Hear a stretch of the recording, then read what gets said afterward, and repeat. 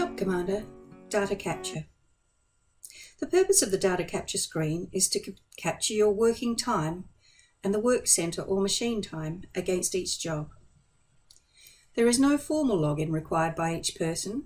You will simply select your name from the list on the left, then the relevant work centre you are working on, and then the job, and press Start to commence the work. For example, if I'm Adam and I'm working on the guillotine on job number 56, I start the work. Now on to Colin. You will see here that Colin has more work centres to search from. If I click on Adam and then Colin, you'll see that difference. The work centres are allocated to each person in the employee setup and covered in another video. But in this case, Colin is a boilermaker and he is working on job number 79. And now he starts. When you move on to a new task on a different job, you will select your name, the work centre, and the job again. There is no need to stop the clock and log off for each job. Please note that all preset lunch breaks will be deducted from the hours on the job that is being worked on at the time. So again, there is no need to log off a job for breaks. Your hours at the end of the week should reflect the time you are being paid for.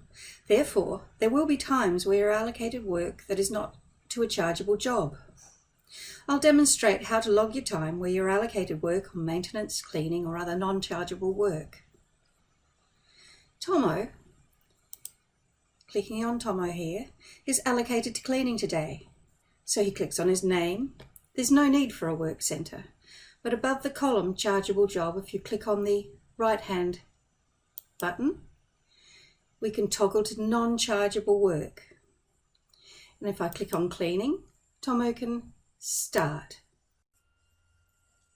This shows only 2 non-chargeable jobs, but any number of different non-chargeable jobs are able to be added as required.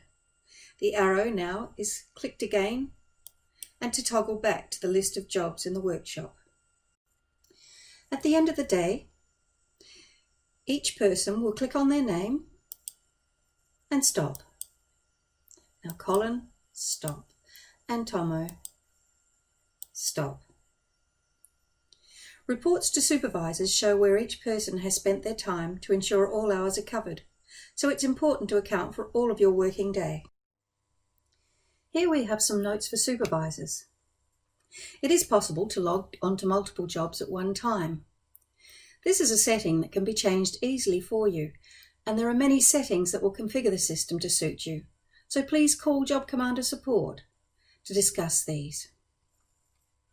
For a job to be in data capture, it must be authorised in the admin module and scheduled in work in progress module in workshop management. Data capture refreshes regularly and can also be refreshed by clicking the refresh button at the top of the screen. It is also possible to use the data capture module as a clock-on device at the beginning of the day. If you would like to use it this way, please be sure to mention it in your training. This is the end of data capture overview and use. What have we covered in this video?